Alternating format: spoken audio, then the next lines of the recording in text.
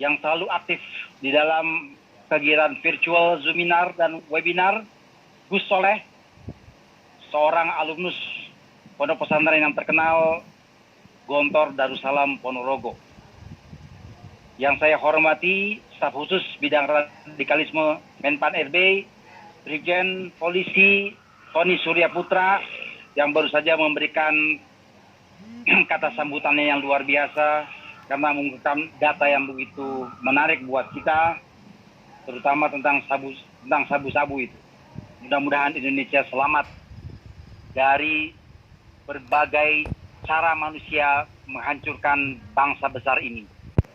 Mengingat sabu, kita selalu akan teringat dengan perang candu yang pernah melanda negeri Tiongkok di awal abad 19. Mudah-mudahan bangsa ini selalu selamat dari gempuran fisik maupun non-fisik agar kita tetap bersatu. Berikutnya, para tokoh agama yang hadir dalam seminar kali ini, tanpa mengurangi rasa hormat saya tidak mungkin menyebut satu persatu, tapi percayalah bahwa salam yang saya sampaikan di awal tadi, salam agama-agama itu menunjukkan cinta saya pribadi sebagai seorang muslim kepada Anda semua para tokoh agama. Kepada saya diberikan waktu tidak banyak, hanya 20 menit. Karena itu izinkan saya berbicara di belakang saya, kalau bapak-bapak, ibu-ibu bisa melihat, adalah pemandangan luar biasa. Gunung-gunung indah Indonesia. Kita semua berharap gunung ini terus damai dan kita tidak pernah dilanda peperangan, apalagi jika itu dipicu oleh perbedaan suku dan agama. Pada kesempatan yang mulia ini, izinkan saya ingin bercerita tentang Rasulullah Sallallahu Alaihi Wasallam, Nabi Muhammad Sallallahu Alaihi Wasallam yang saya imani, tapi dia menjadi tokoh sejarah kita bersama umat manusia. Bahwa di dalam salah satu kisahnya, beliau memiliki seorang istri bernama Sofiyah. Bapak Ibu harus tahu bahwa Sofiyah dulunya adalah seorang Yahudi dan darah yang mengalir dalam dirinya adalah darah Yahudi. Nanti ketika Rasulullah sudah meninggal dunia, Sofiyah diceritakan tetap bersahabat dengan saudara-saudaranya umat Yahudi. Bahkan karena setiap istri Rasulullah itu diberi kehidupan dari Baitul Mal, dijamin oleh negara, dan itu berlebih, sisa dari dana yang diterima dari Baitul Mal ini diserahkan kepada saudara-saudaranya yang juga beragama Yahudi. Suatu ketika, karena istri Rasulullah banyak, dan mereka saling cemburu satu dengan yang lain, ingat biarpun mereka adalah istri Rasulullah, istri Nabi, mereka tetap manusia biasa yang punya rasa cemburu. Karena itu, tanpa sepengetahuan Nabi, Safiyah sering dibuli oleh sesama istri Rasulullah. Dengan dikatakan, Safiyah memang cantik, tapi dia Yahudi. Yahudi. Mereka kemudian selalu memanggil Safiyah dengan sebutan Yahudi, dengan nada mencemooh. Yahudi, Yahudi, Yahudi. Apa yang terjadi kemudian? Karena tidak tahan selalu dibuli dengan kata Yahudi, akhirnya Sofiyah melapor kepada Nabi besar Muhammad SAW.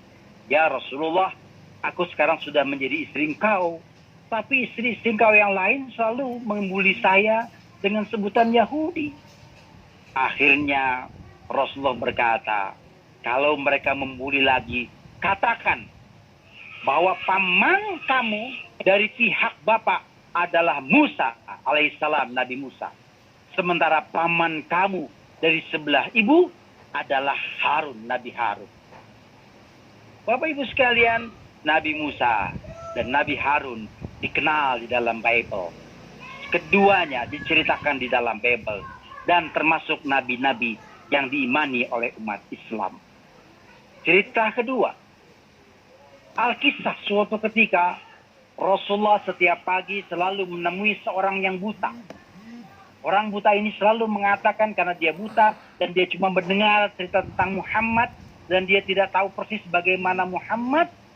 Kemudian orang buta ini selalu berkata-kata buruk tentang Nabi Muhammad. Nabi Muhammad tukang bohong. Nabi Muhammad hanyalah memecah belah orang-orang di Yathrib di Madinah. Nabi Muhammad ini dan itu. Tapi Rasulullah kemudian selalu setiap pagi memberinya roti.